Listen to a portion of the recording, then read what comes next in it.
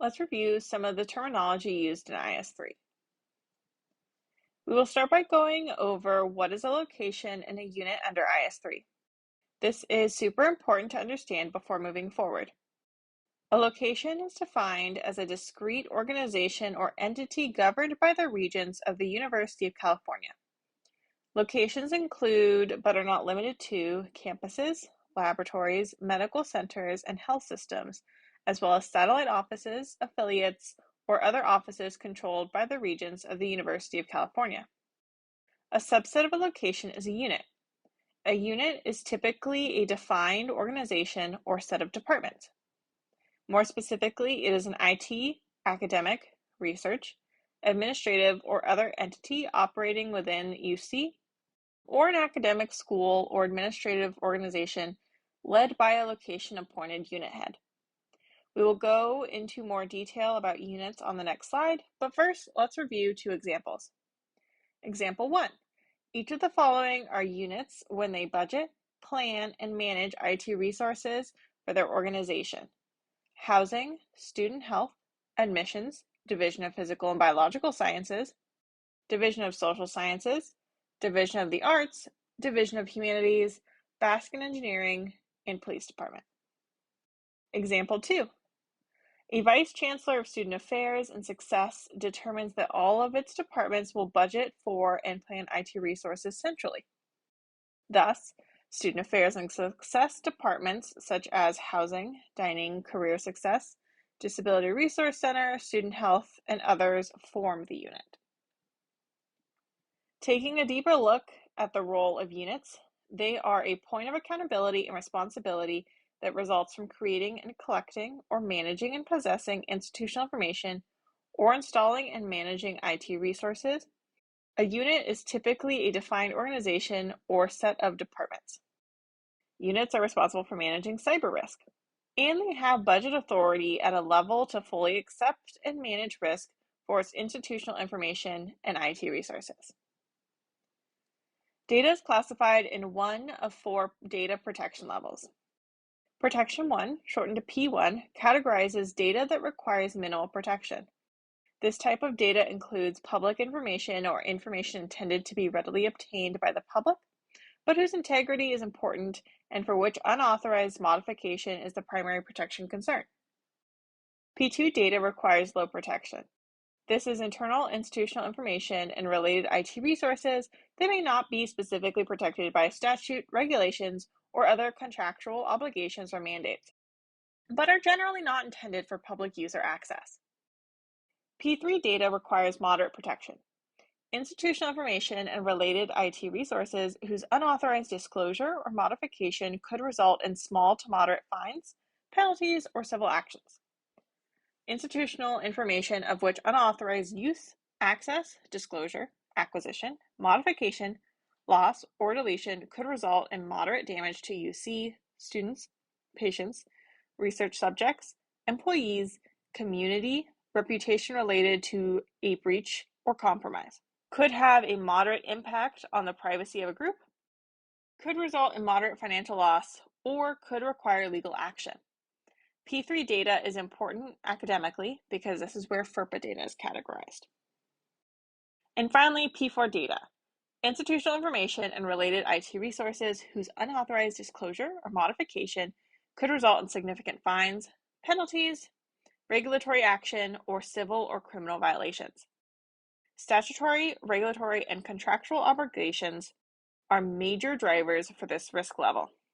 Other drivers include, but are not limited to, the risk of significant harm or impairment to UC students, patients, research subjects, employees, guests, program participants, UC reputation related to a breach or compromise, the overall operation of the location, or operation of essential services.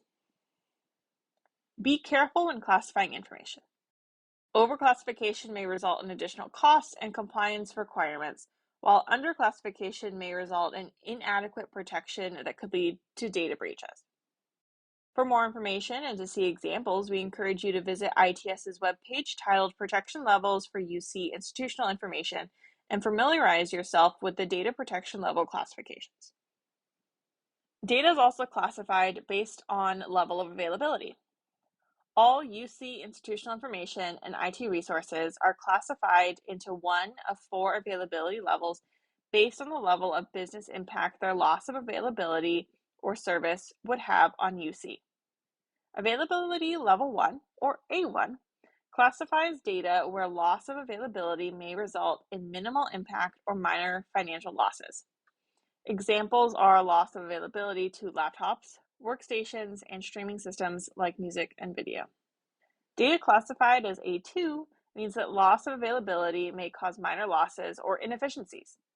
Examples are student life management systems, front desk sign-in systems, department websites, and general file servers. A3 means that if availability to this data was lost, it would result in moderate financial losses and/or reduced customer service. Examples of this would be ticketing or work management systems like help desks and maintenance, public websites, event ticketing systems, or point of sale systems. And finally, A4 classified data means that a loss of availability to that data would result in major impairment to the overall operation of the location and/or essential services, and/or cause significant financial losses. IT resources that are required by statutory, regulatory, and legal obligations are major drivers of this risk level. Examples include financial, accounting, and payroll systems, medical record systems, and building access and critical systems like HVAC, lighting, and elevators. For instance, an availability scenario could involve a dining hall monitor that displays a list of menu items containing peanuts. If that monitor were to become unavailable, it could potentially cause harm to the people with peanut allergies who will not have access to that information. This monitor would be considered availability A4 level. Loss of availability could result in major impairment to the overall operation of the location and/or essential services and/or cause significant financial losses. In short, compromises to A4 information or resources would cause the highest level of impact. Compromises to A1 would cause minimal level of service impact. A4 requires the most security controls, while A1 requires fewer security controls. For more information and to see examples, please visit ITS's webpage titled Availability Levels for UC Institutional Information. And here are some additional terms to be aware of. Information security incident. A security incident is the next step up from a security event.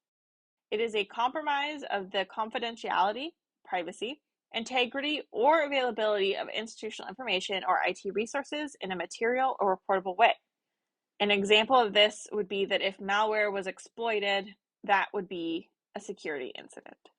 Information security event. An identified occurrence in a system, service, or network state indicating a possible breach of information security policy, a failure of controls, or a previous unknown situation that may be relevant to security. An example of a security event would be having malware on a machine. Institutional information, a term that broadly describes all data and information created, received, and/or collected by UC. IT resources, a term that broadly describes IT infrastructure, software and/or hardware with computing and networking capability. This includes both UC-owned and personally owned devices while they store institutional information, are connected to UC systems, are connected to UC networks, or used for UC business. To conclude this section, we are going to do a knowledge check. Which of the following is considered institutional information?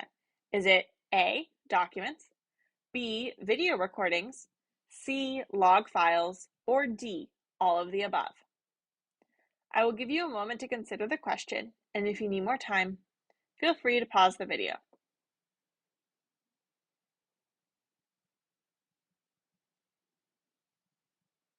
Now let's take a look at the answer. The correct answer to which of the following is considered institutional information is D, all of the above, meaning documents, video recordings, and log files are all institutional information.